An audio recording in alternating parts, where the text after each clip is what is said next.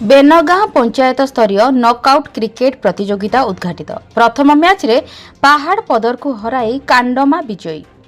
Lanjigarh block बेनगां panchayat बजार पड़ा खेल पड़िया ठारे बेनगां पंचायत स्तरीय नॉकआउट क्रिकेट प्रतियोगिता उद्घाटित हो जाइछि। बेनगां मां भैरवी क्लब तत्वावधान अनुष्ठित नॉकआउट क्रिकेट प्रतियोगितार आजिर उद्घाटनी मैच कांडाम्मा और पहाड़ पदर मध्य मैच अनुष्ठित होता। यही प्रथम मैच रे कांडाम्मा प्रथमे टॉस जीति बैटिंग करी 12 ओवर 6 विकेट विनिमय 168 रन संग्रह करथिया बेले जवाब रे पहाड़ पदर दल 12 ओवर 9 विकेट विनिमय 87 रन करी पराजय होइथिले।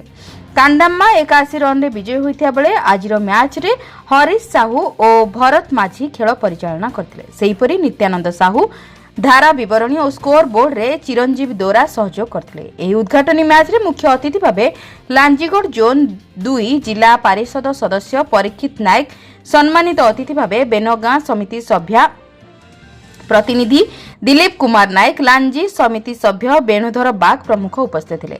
एही प्रतियोगिता रे 16टी क्रिकेट दल अंशग्रहण करिथिया बेले आसंता जून 18 तारिख रे एहार फाइनल मैच खेला जिवो बोली क्रिकेट कमिटी पक्षरु सूचना मिलिछि। एही प्रतियोगिता को बेनगां क्रिकेट कमिटी परिचालना करिथिया बेले एथिरे बलिया साहू, कालिया साहू, सुरेश साहू, मिलन साहू, रमेश नायक, पप्पू साहू समेत क्रिकेट कमिटीर समस्त कर्मकर्ता सहयोग करथिले।